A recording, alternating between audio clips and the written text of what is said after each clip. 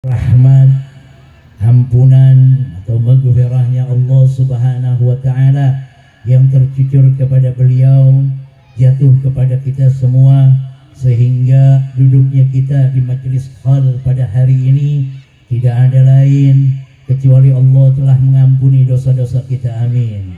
Allah mengabulkan segala hajat-hajat kita, amin. Sebagaimana Allah telah mengabulkan hajatnya daripada Abah Haji, sehingga tempat ini menjadi tempat yang terang benderang, menjadi tempat yang terlihat, menjadi tempat yang tertuju, yaitu dengan pembukaan majelis sholawatnya daripada murid beliau. Di sini banyak, ada Bang Suhendar, yang mudah-mudahan beliau selalu diberikan keberkahan oleh Allah Subhanahu wa taala dan keberkahan daripada baginda Rasulullah sallallahu alaihi wasallam, khususnya keberkahan daripada guru beliau, yang mudah-mudahan guru beliau selalu menuntun beliau dari semenjak hidupnya, daripada Bang Hen ini untuk selalu dituntun sampai nanti beliau berjumpa kembali dengan guru beliau Abah Haji Baharudin. Amin amin ya rabbal alamin.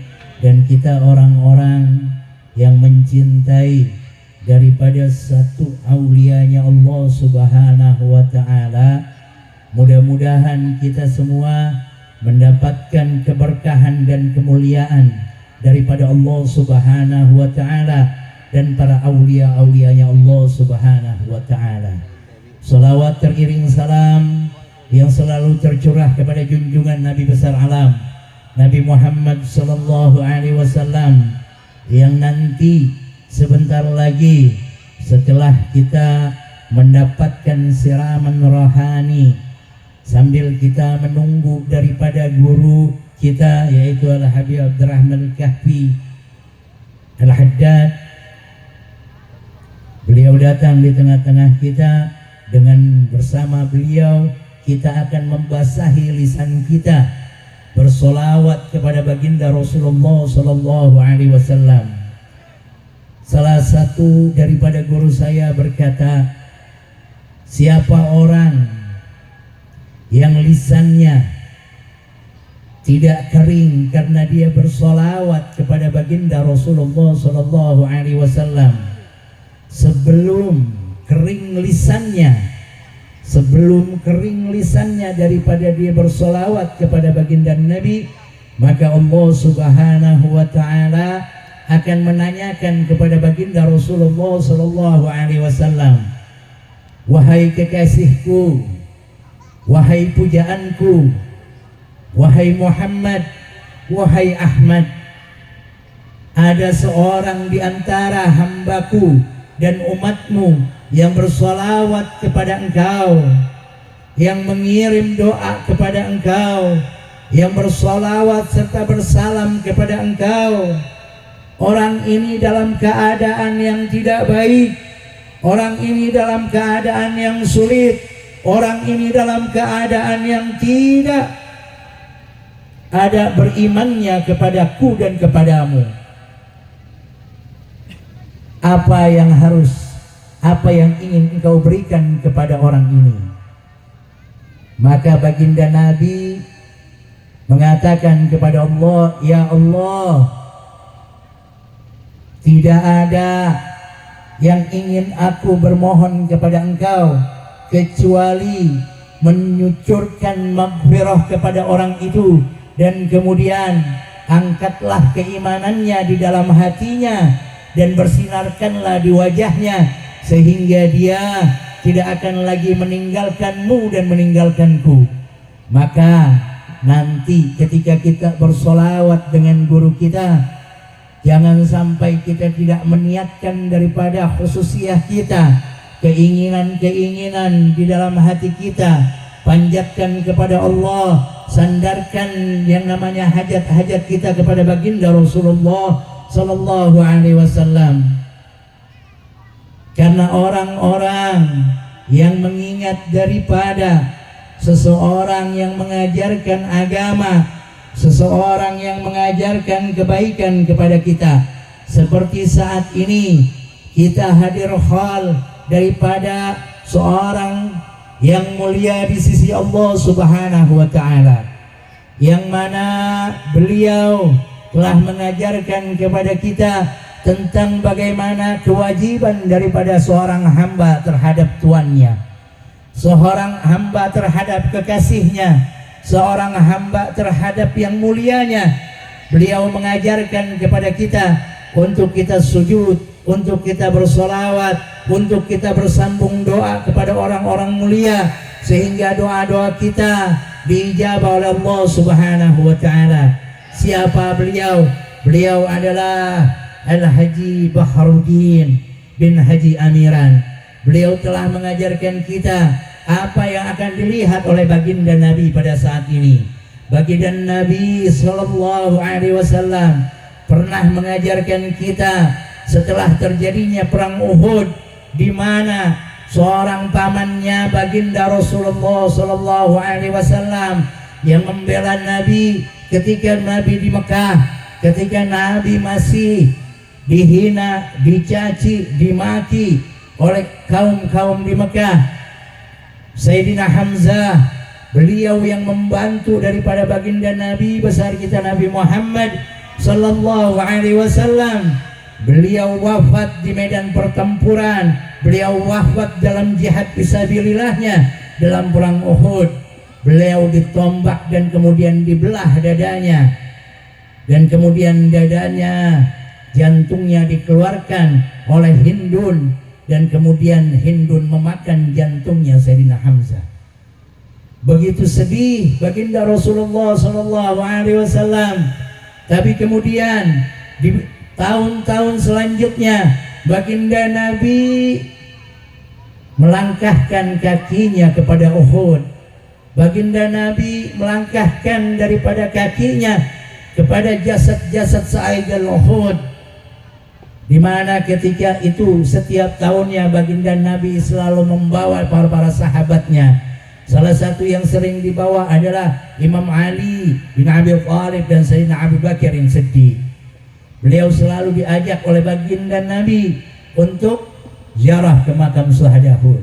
Dan setelah itu, ketika Nabi berdoa, dan setelah Nabi berdoa, maka Nabi mengatakan, Nabi bercerita tentang Sayyidina Hamzah, Nabi bercerita tentang kebaikan-kebaikan syuhada Uhud, di mana pada saat itu syuhada Uhud diangkat oleh baginda Rasulullah Sallallahu Alaihi Wasallam. Mereka lah yang telah menegakkan kalimat la ilaha illallah. Mereka lah yang telah menegakkan agamanya Allah.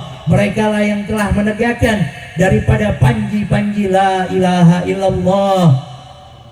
Beliau mengajarkan kita untuk mengenang sesuatu yang mana kenangan itu akan membuat kita mengenang daripada ajaran-ajaran beliau, kita mengenang daripada akhlak-akhlak beliau. Kita akan mengingat daripada apa yang beliau pesan kepada kita, dan kita harus bisa menjalankan daripada apa-apa yang dipesan oleh pada beliau. Dan alhamdulillah pada hari ini kita bertemu dengan tahunnya, ya. Khal adalah bertemu dengan tahun. Bertemu dengan tahun itu disebutnya dalam bahasa Arab itu khaul. Khaul berarti berjumpa dengan tahunnya. Tahun kemeninggalan beliau, kita mengenang di sini bagaimana beliau mengajarkan apa kepada kita. Beliau mengajarkan kepada kita tentang ibadah, tentang bagaimana hak-haknya Allah, bagaimana hak-haknya Rasulullah, bagaimana hak-haknya orang tua, bagaimana hak-haknya anak, bagaimana beliau juga mengajarkan kepada kita bagaimana kita bisa menghargai dan menghormati apa-apa yang diciptakan oleh Allah Subhanahu wa Ta'ala. Beliau mencapai tingkatannya bukan berarti beliau dengan sendirinya. Beliau mempunyai guru-guru yang mulia. Salah satunya adalah saya punya kakek, yaitu adalah Habib Hussein bin Abdullah bin Muhsin Al-Attas. Beliau berguru dengan kakek saya. Beliau dari usia yang belia sampai usia matang, beliau dekat dengan kakek saya. Beliau ikut di mana ada kakek saya.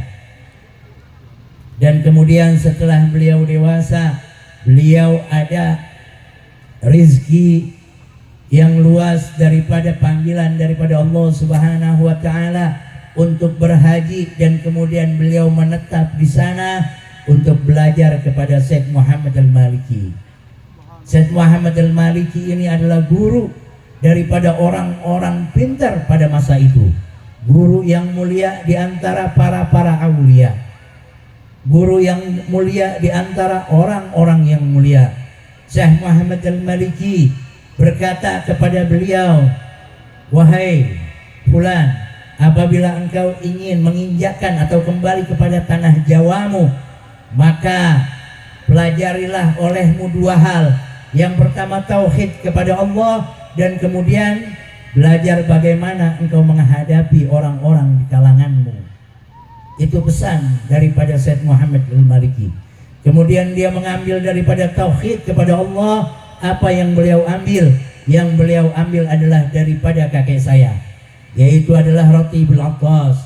Dia membaca Ratibul Attas, dia mempelajarinya, dan kemudian dia mengupas daripada kitab Al-Qirafas li Habib Ali bin Hasan Al-Attas. Ya, beliau mengupas daripada kitab itu sampai akhirnya beliau 7 tahun tidak keluar dari tempat beliau, sehingga ma'rifatnya kepada Allah, tauhidnya kepada Allah itu berujung daripada apa yang tidak bisa beliau bendung kembali, yang akhirnya beliau itu selalu di dalam dirinya hanya ada Allah Subhanahu wa taala, yang ada hanya baginda Rasulullah sallallahu alaihi wasallam. Maka ketika kita mendengar kembali ucapan-ucapan beliau selalu mengatakan, tidak ada tempat untuk meminta kecuali Allah Subhanahu wa taala. Datanglah kepada orang-orang alim, datanglah kepada orang-orang pintar, kepada ulama, maka sambung doa kepada mereka. Hanya bermohon sambung doa, tidak memohon doa kepada mereka. Untuk sambung doa, yaitu doa kita biar mereka yang menyambungkan kepada Allah Subhanahu wa taala. Karena ketakutan kita terhadap dosa kita, bahwa Allah Subhanahu wa taala tidak mau mendengar daripada doa kita, maka kita sambungkan doa kita kepada orang-orang yang mulia. Kita berikan doa kita kepada orang-orang yang mulia. Sambung doa saya wahai kiai, sambung doa saya wahai ustaz, sambung doa saya wahai ulama, sambung doa saya wahai habib. Sampaikan kepada Allah, sampaikan kepada Allah apa yang kita inginkan. Beliau mengajarkan tentang tauhid yang mulia terhadap kita dengan kalimat yang sedikit. Sambung doa dengan kalimat yang sedikit. Beliau mengajarkan tauhid kita kepada Allah Subhanahu wa taala.